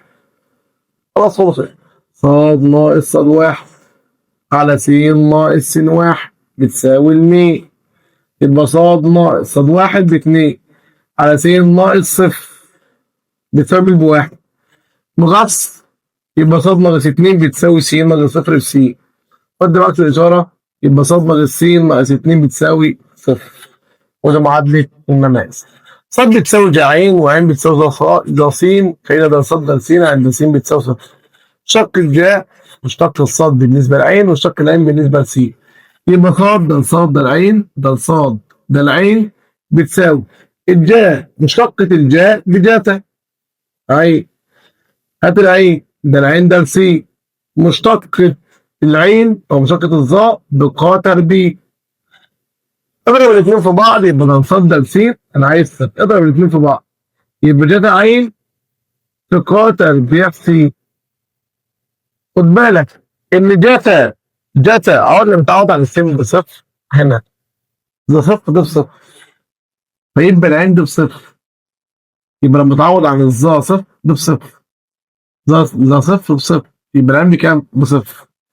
يبقى العين كده صفر جاتا صفر في قا صفر جاتا صفر بواحد والقا مقلوب الجاتا برضه بواحد يبقى عارف واحد بكام؟ بواحد. برافو عليك.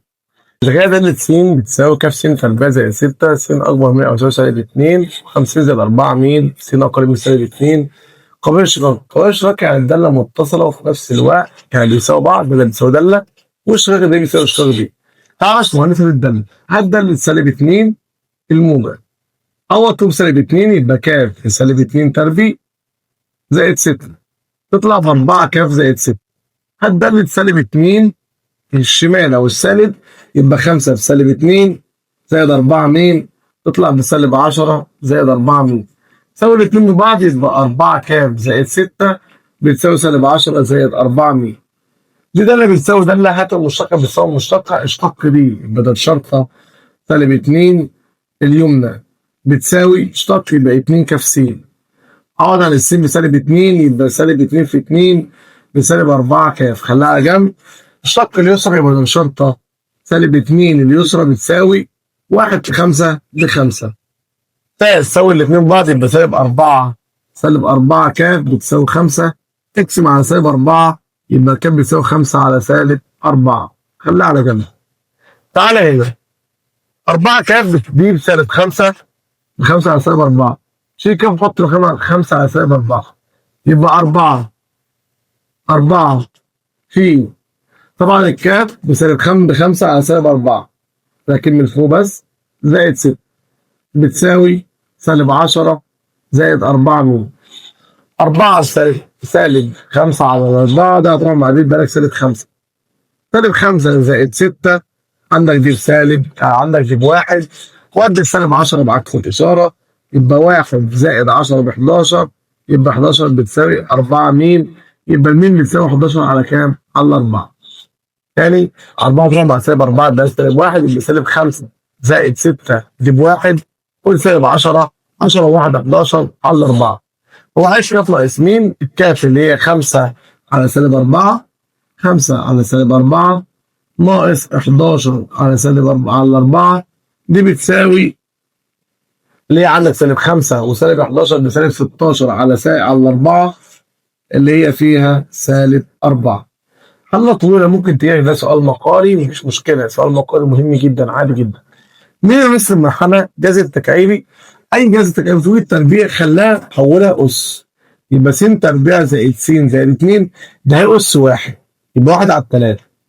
اشتق بقى هات المشتق بدل شرطة المين بدل شرطة س بتساوي نزل أس واطرح منه 1 اللي هي تلت ناقص 1 بسالب 2 على 3 ومشتقة مداخل القوس اللي هي 2 س زائد 1 نزل أس اطرح منه 1 بسالب 2 على 3 مشتقة دي ب 2 س زائد 1. عوض يا باشمهندس على كل س ب 2 يعني انا عايز اليمين عن س ب 2 عوض كل س ب 2 يبقى ادي تل في قوس 2 تربيع زائد 2 زائد 2 في القوس الكل أس سالب 2 على 3 انزل تحت في افتح قوس ثاني 2 في 2 زائد 1 تطلع عندك الناتج ب5 على 12 وده من المماس عند النقطة دي. طب بتساوي ده تربيع سيتا زائد 5 وس بتساوي ده سيتا ناقص 2 عايز نصدر س فات وعايز نصدر س اشتق ده صاد بالنسبة لسيتا الأول ده صاد بالنسبة لسيتا اللي هي عبارة عن نزل أس 2 جا سيتا نزل أس مطرح منه 1 في مشتقة مداخل القوس يبقى جاتا سيتا. هات السين هنا مشتقة السين بالنسبة لسيتا السين ده سيتا بتساوي مشتقة الظا بقا سيتا قاتا سيتا. الأول كده يا باشمهندس أنا عايز أفضل سين يبقى أقسم الاتنين على بعض يبقى 2 جا سيتا جاتا سيتا على قا سيتا. طبعا هنا مشتقة الظا بقا تربيع لا مؤاخذة قا تربيع سيتا مشتقة دي بصفر. عوض يا باشمهندس على سيتا بمية على 4 اللي هي 45 يبقى 2 خد بالك 2 دي جاتا دهيت اللي هي عبارة عن جدح في الزاوية اللي هي جاية 2 سيتا مرة واحدة على قا تربيع سيتا 2 سيتا اللي هي 2 في 45 بجد 90 على قا 90 قا 45 تربيع خد بالك جاتا 90 دي بواحد حلو على قا 45 والقا مقلوب الجاتا 45 بواحدة جذر 2 فيبقى دي جذر 2 تربيع ب 2 بنطلع في الآخر بكام؟ بنص ممكن ده بقى الحل. تكامل س تربيع ب 2 س تكعيب زائد 8 لكل أس 4 اشتق يا أستاذ ده تكامل حلو.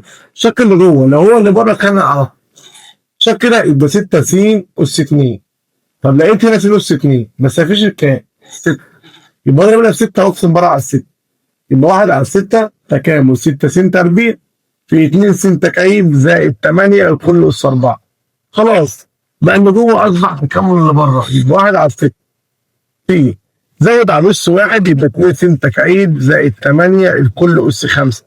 واقسم على أس الجديد يبقى اقسم على 5. يبقى 1 على 6 5 تحت يبقى 1 على 30 في 2 س تكعيب زائد 8 أس كام؟ أس 5. وعدد المماس للمنحنى بتساوي 2 س ج س ج س. استاذ اشتق. طب استنى، تاخد 2 ج س ج س دول مع بعض، خليهم مع بعض. 2 ج س ج س ده اللي هي جا ضغط الزاويه. حلو. يبقى ص بتساوي الاول ظبط المساله يبقى س في جا ضغط الزاويه اللي هي 2 س. انا س بتساوي باي. هذا خط اشتق. مشتقه اولى ومشتقه الجا بجاتا. اضرب الاثنين دول بره. حلو.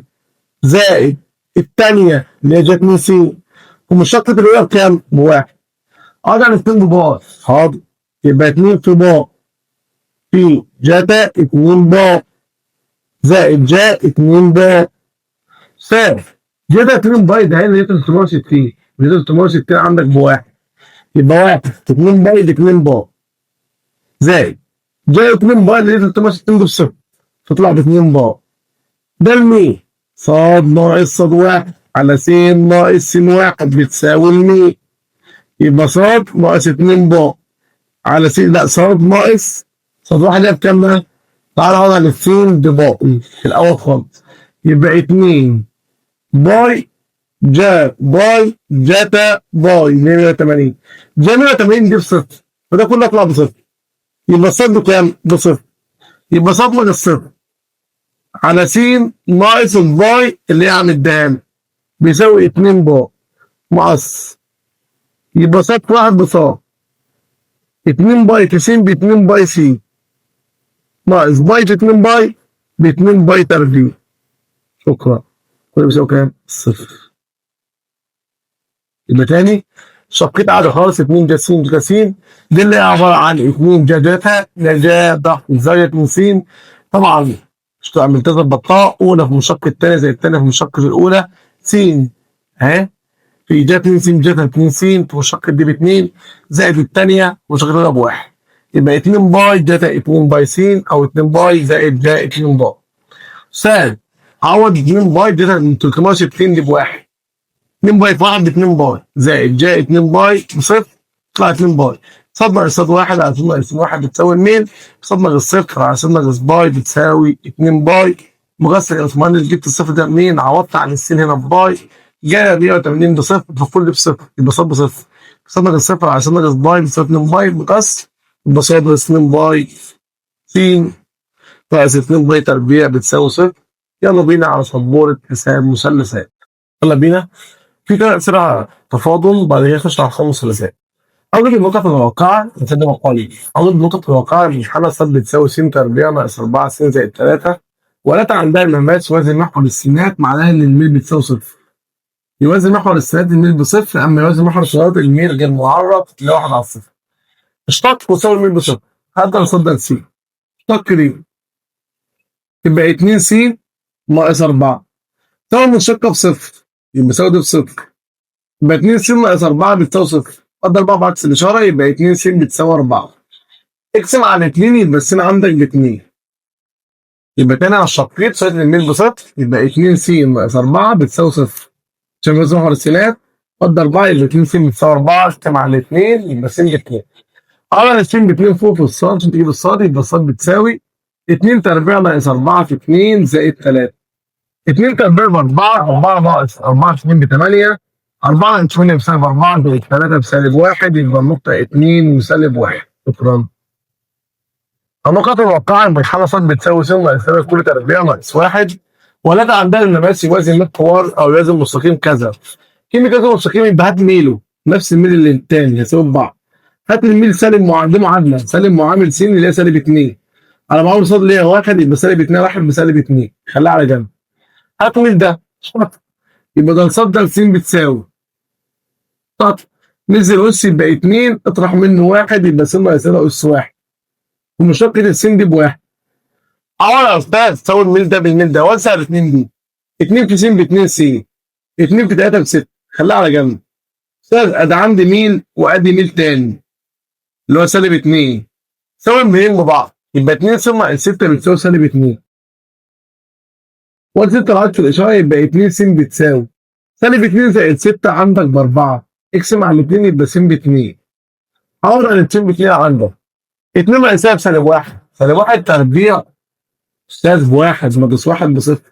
يبقى الصاد بتساوي سالب 2 او 2 ناقص 3 تربيع ناقص 1 ناقص سالب 1 تربيع بواحد ناقص 1 بكام؟ بصفر. يبقى نقطة 2 وصفر. سهلة جدا مفيش مشكلة. إذا كان مستقيم صاد بتساوي 8 س زائد 5 يمس المنحنى صاد بتساوي س تكعيب زائد ب س تربيع. النقطة سالب 1 وسالب 3. السؤال ده رخم بس مهم. مهم جدا وبيجي في محافظات كتير بيجي دايما. وأتوقع ممكن كده يجيب لك مقالة شمال شمال. إذا كان مستقيم صاد بتساوي 8 س زائد 5. حلو. يمس المنحنى صاد بتساوي س تكعيب زائد ب س تربيع. ادام هنا السين لوحدها والصاد لوحدها يبقى الميل عندك اللي قدام السين. يبقى الميل ب 8. طب اتلخبطت دخل ده جوه وعكس الاشاره يبقى صاد ناقص 8 س ناقص 5 بتساوي صفر. هات الميل اللي هو سالب معامل س اللي هو 8 على معامل صاد بواحد تطلع ل 8. يبقى انا لو بقى على طول خد الميل ب 8 وريح دماغك. يمس المنحنى هات المشتقه. يمس يعني بيوازوا بعض يعني بيساووا بعض. الشق دي بدل صاد ده س بتساوي شق نزل اس يبقى 3 ا س تربيع زائد نزل اس يبقى 2 ب س. قال لك يا مستر عند نقطه سالب 1 وسالب 3 انا هعوض على الس بسالب 1. سالب 1 تربيع بواحد 3 ا في 1 ب 3 ا زائد 2 ب في سالب 1 بسالب 2 ب. يبقى انا شلت كل ب او كل س وحطيت مكانها سالب 1. سالب يا مستر يبقى ساوي الميل بالميلي يبقى 3 ا ناقص 2 ب بتساوي 8. خليها على جنب. دي المعادله الاولى. المعادله الثانيه اجيبها منين؟ مش ده بيمس سالب 1 وسالب 3 بيمس المنحنى يبقى بيحقق المنحنى. يبقى عوض عن السين بسالب 1 عوض عن الصاد بسالب 3. وهات المعادله الثانيه. يبقى سالب 1 تكعيب بسالب 1 يبقى هنا سالب 1 في ا بسالب ا. سالب 1 تربيع بواحد زائد ب في ب زي ما هي.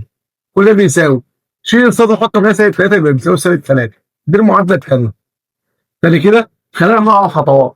الاول يا باشمهندس شيل كل سين وحط مكانها سالب 1. يبقى ا في سالب 1 تكعيب زائد ب في سالب 1 تربيع بتساوي صاد حط مكانها سالب 3. السؤال ده مهم. سالب 1 تكعيب بسالب 1 في ا بسالب ا. سالب 1 تربيع بواحد زائد ب بتساوي سالب 3. دي المعادله الثانيه. حسب تعويض. يا تخليها على حسب معلوماتك ازاي على حسب دلوقتي يا تيجي يا باشمهندس تضرب دي هضرب دي الاثنين. تغير دي واجمعها مع اللي فوق. اللي فوق تنزل 3 ا ناقص 2 ب بتساوي 8. اضرب دي في 2 كلها يبقى سالب 2 ا زائد 2 ب بتساوي 2 في 3 سالب 6. اجمع 2 بقى فوق 3 ا ناقص 2 ا بأ بتساوي 8 ناقص 6 عندك ب 2. شكرا خليها على جنب. هات الب عوض في اي واحد عوض هنا يبقى 3 في 2 ناقص 2 ب بتساوي 8. 2 في 3 ب 6 وده عكس الاشاره يبقى سالب 2 ب بتساوي 8 ناقص 6 ب 2. اقسم على سالب 2 يبقى الباقي عندك بسالب 1. هو عايز ا وب يبقى خلاص خلصت. استاذ لو حبيت اعملها بالاله الحاسبه اعملها ازاي؟ جهز قبتك معايا ويلا بينا. اول حاجه مود انت عندك مود اهي. بعد كده ايكويشن رقم 5. عندك 5 موجود عندك كلمه ايكويشن اي كيو ان. واختار اول واحده. عندك معادلتين اكتب المعاملات. اول معامل 3 بيساوي بعد كده سالب 2 يساوي 8 يساوي بعد كده سالب 1 اللي قدام الالف بيساوي 1 يساوي سالب 3 يساوي تطلع الالف ب2 والباقي بسالب 1 قدامك زي ما قلت لك اهي. خلاص هتطلع المعادله المود 1 كده المعادله خلاص طارت. خش على الجزء اللي بعد كده حساب مثلثات. يلا يا ابطال. 1 ناقص 2 جا تربيع 50. ده قانون جا او جتا بس في الزاويه 1 ناقص 2 جا تربيع 50. حلو. مش مهندس. سريعا كده افتكر كلمه. انا عندي ضغط الزاويه عباره عن جا تربيع س ناقص جا تربيع س او 1 ناقص 2 جا تربيع س اهو. ها طاقه اضربه لك 2 جا تربيع س ناقص 1. ده اللي هو عباره عن جتا ضغط الزاويه. هي فين الزاويه 50؟ ده يبقى كام 100 يبقى جتا 100 اللي هي الاختيار رقم جي. جتا 2 بتساوي 12 وكأن جتا 2 جي. استاذ عندك قانون جتا 2 جي اللي هي عباره عن مين؟ جتا 2 جي اللي هي عبارة عن 2 جتا تربيع ج ناقص 1.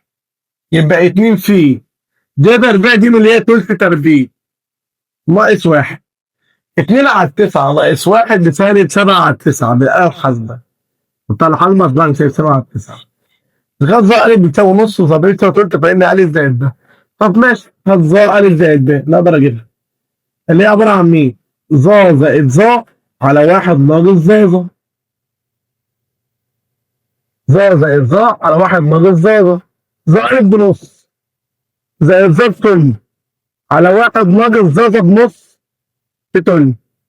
بآلة حاسبة نص نص نص زائد تلت على 1 ناقص نص في تلت بتطلع عندك بواحد. هو عايز ألف زائد ب. ايه اللي بالظبط ساعتها بواحد؟ هتقول لي على طول بكام؟ ب 45. مش حافظها، شيفت تاني 1 طالب 45. إذا جت ألف تكمل ب فإن جتا ألف جتا ب ناقص جا ألف جا ب بتساوي نقط. سهل. جتا جتا جا جا ما عندك هون جا في الزاوية أو جا مجموع زاويتين. جا جتا جتا جا جا جتا جتا جا. طب جتا جتا قانون جتا جتا مجموع زاويتين. جتا جتا جا جا يبقى جتا الناقص بتحول لزائد يبقى ألف زائد ب. حلو. هو قال لك تكمل صح؟ يعني مجموعهم بكام؟ برافو عليك، يعني 180. يبقى جتا 180 تطلع عندك بسالب 1. اخد الرقم ده. جتا 9 جتا 5 س زائد جتا 9 س جا 5 س. جتا جتا جا جا ده قانون الجتا. تطلع الزاويتين يبقى 9 س ناقص 5 س. تطلع عندك بجتا 4 س. شكرا. انت كده فاضلك السبوره الاخيره معانا، اخر سبوره احسن مثلثات هننهي الفيديو بتاعنا. يلا بينا. دي اخر سبوره معانا في مراجعه ليله الامتحان، وبكده اضمن لك الامتحان يا بطل. ما ادكش غير الحبه دي. اذا كانت س زاويه حاده ض س بتساوي نص فان 1 ناقص جتا 2 س على 1 زائد جتا 2 س. ده عدد شهري. ده بس مهندس 1 ناقص جتا 2 س ده اهي. لا فك. استاذ هو مديك الزايد وفك دي على كده، لو فكها ازاي؟ دي لها فك اللي هي عباره عن 1 ناقص جتا 2 س دي اللي هي عباره عن 1 ناقص 2 جا تربيع س على 1 زائد انا عايز جا على جتا. فدي تفك برضه اللي هي عباره عن 2 جا تربيع س ناقص 1. خد بالك 1 ناقص 1 راحوا مع بعض. انا عايز السالب دي. سالب في 1 بسالب 1. سالب سالب بموجب 2 جا تربيع س على 1 يروح مع 1 2 جا تربيع س. تضرب مع الاثنين يبقى لك ظا جا على جتا اللي هي ظا تربيع س.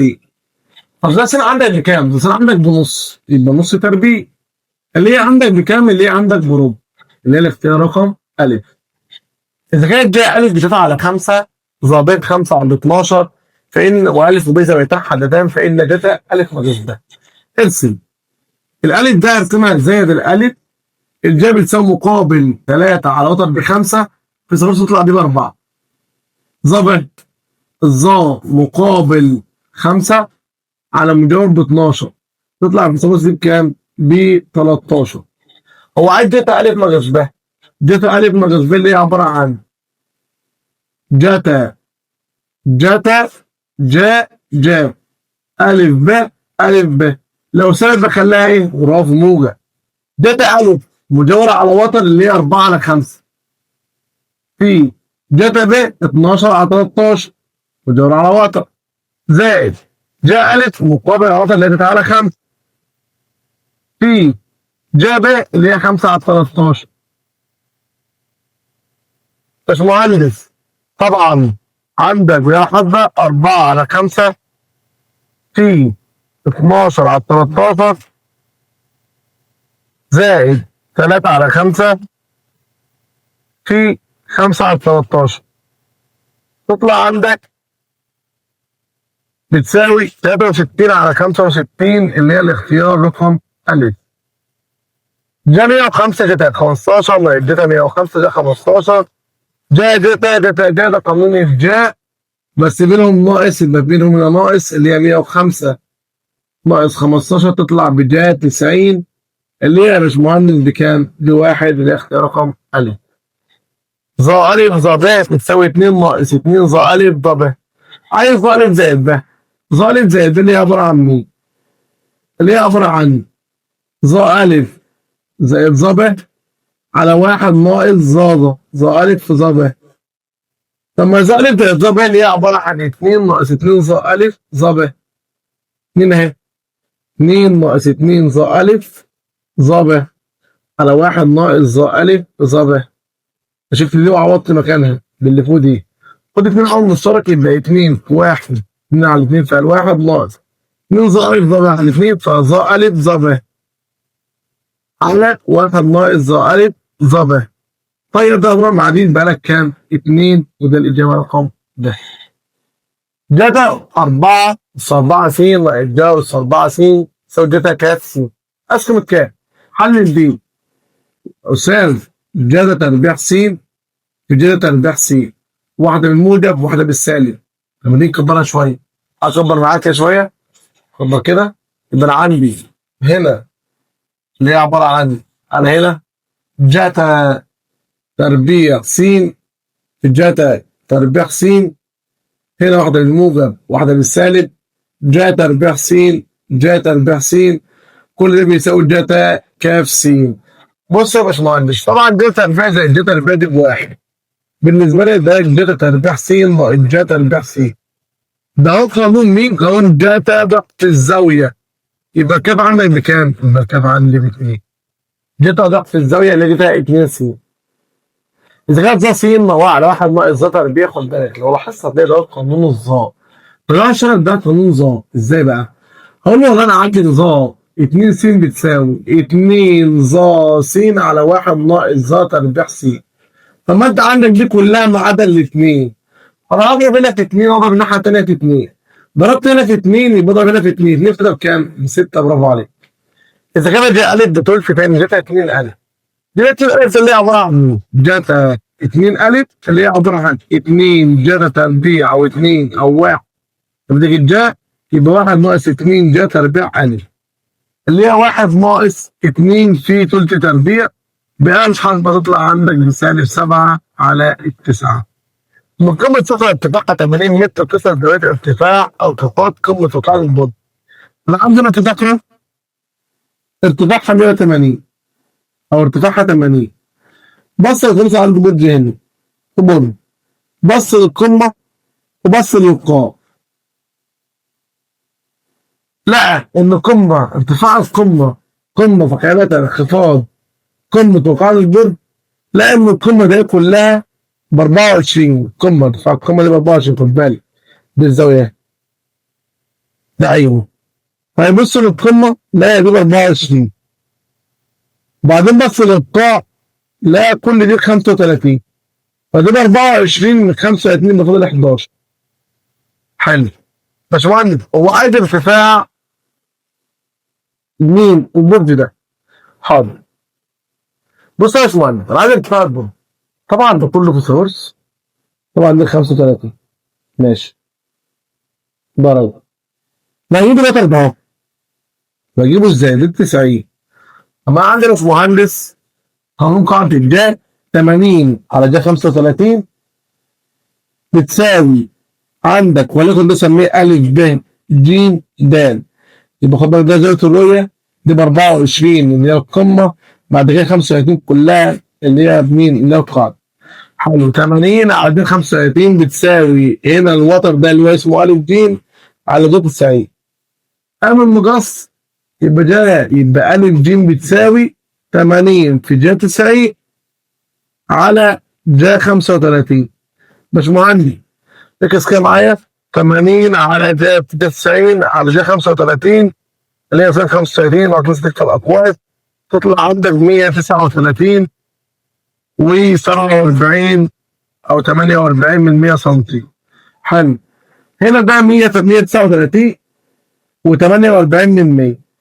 طبعا عندك كله ب 90 خد بالك ده كله ب 90 دي 35 يبقى انت عندك فاضل لك 55 درجه. تمام. خد بالك يا باشمهندس الاول كده انا عايز اجيب مين؟ عايز اجيب الارتفاع ده. انا عايز اجيب ده ارتفاع البرج ده. طب اجيبه ازاي؟ فاقول يا باشمهندس انت عندك كده، انت كل دي الزاويه دي كلها دي ب 35. ماشي. طب دي 90. حلو. انا عايز اشتغل على المثلث اللي فوق ده اهو. المثلث ده بس. انا عندي زاويه 11 وعندي الزاويه دي 55. فانا هقول له ايه؟ انا عايز اجيب مين؟ ده 11 ب 55 ده 11، يبقى الزاويه اللي فوق ده هي على بعضها 55 55 و11 ب 66، يبقى انا عندي 180 ناقص 66 تطلع عندك 114. حلو خلاص كده خلصت. ده على جا ده بيساوي ده على جا ده على جا ده على جا ده بيساوي الضلع دهوت على جا اللي بسطها. يبقى انا عندي ده الجيم على جا 11 كده جوه اهو، ده الجي على جا 11 بتساوي 139 و48% على جا 114. طلع عندي الدقيقة الحاسبة، يبقى عندي 139 و48% في جا 11 ساين 11 على تحت ساين اللي هي ساين 114 اقفل القوس بتساوي تطلع ب 29 و13 من 100 ل 29 متر تقريبا. بقى عندي ارتفاع الصخرة ده يطلع ب 29 متر تقريبا اللي هي تمام 139 48 في ساين 11. سائب من نقطة معينة تحركت سفينة من نقطة معينة تحركت سفينة في اتجاه 60 شمال غرب بسرعة 26 كم على الساعة، ومن نفس النقطة النقطة تحركت سفينة أخرى في اتجاه الشرق. ما تيجي نرسموها. أنا عندي النقطة معينة تحركت سفينة في اتجاه 60 شمال غرب. 60 شمال غرب، ادي الشمال غرب، يبقى انت عندك كده ميل عند غرب بتساوي 60. حلو. تحركت سفينة أخرى في اتجاه الشرق بسرعة 15 كم على الساعة، وأنا مش هتكلم. يبقى دي مشت بسرعة 26 كم على الساعة، أما دي مشت بسرعة 15 كم على الساعة. تمام. أوجد البعد من السفينتين بعد 3 ساعات. طب نجيب المسافة الأولى، المسافة بتاعت السفينة الأولى. أستاذ معايا سرعة ومعايا زمن سرعة وزمن وعادي من المسافة. المسافة بتساوي إيه؟ أستاذ المسافة بتساوي سرعة بزمن، يبقى السرعة اللي عند 26 في الزمن ب3 تطلع عندك ب 78 كيلومتر. ماشي 78 كيلومتر. حلو.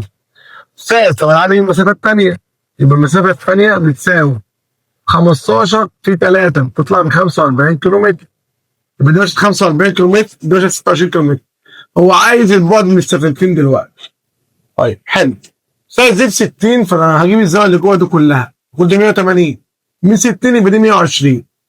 تم ده ا ب ج مثلا.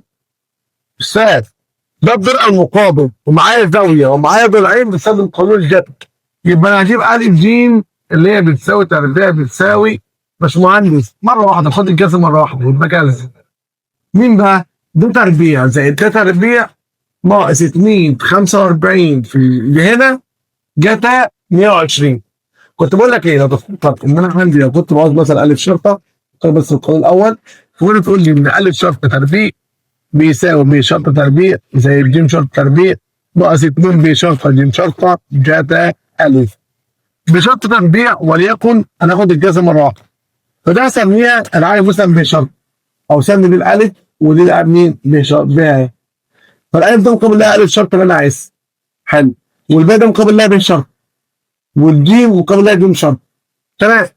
فهي شرط تربيع مقابل للباقي دي عندك كده 78 تربيع زائد ج شرط مقابل ليها 45 تربيع اللي المسافه ناقص 2 في 78 في 45 جاتا الف ال 120. فآلة حاسبة امسك الآلة حاسبة جذر 78 تربيع زائد 45 تربيع ناقص 2 في 78 في 45 كوزين 120 دي بتساوي تطلع الناتج عندك ب 107 و79 يعني 107 و8 من 10 يبقى كلها 107 و7 من 10 او 8 من 10 اللي في الاخر تطلع 108 كيلومتر، ودي المسافه بينهم. هسيب اخر السؤال حله معاك عشان الصلاه طبعا احنا بنصور الفجر، فهسيب اخر السؤال ده تحله معاك. اهم حاجه ما تسيبش اي حاجه على السبوره غير لما تكون مركز فيها، كده الحمد لله انتهينا من مواجهة ليلة الامتحان للصف الثاني ثانوي أزهري. الحاجات دي هتفيد برضه العام، ركز فيها برضه. ما تنساش تعمل شرح في القناة زي ما اتفقنا. وأي سؤال يقف معاك عايز نعيده لك ممكن تبعت لي رسالة. هسيب لك رقم دلوقتي على الواتس، رقم الواتس هسيب لك رقم دلوقتي على الشاشة. بعت لك أي وقت هستناك، هستنى منك رسالة حلوة أو هستنى منك تعليق حلو على الحصة دي. إن شاء الله أنا واصل بعد الحصة دي هتقفل البحثة. أنت قدها، السعي يقفشي. اوعى تقف عند مكان معين، لازم تكمل يا بطل. انت قدها، رحلتك انت بطل حكايتك. سلام.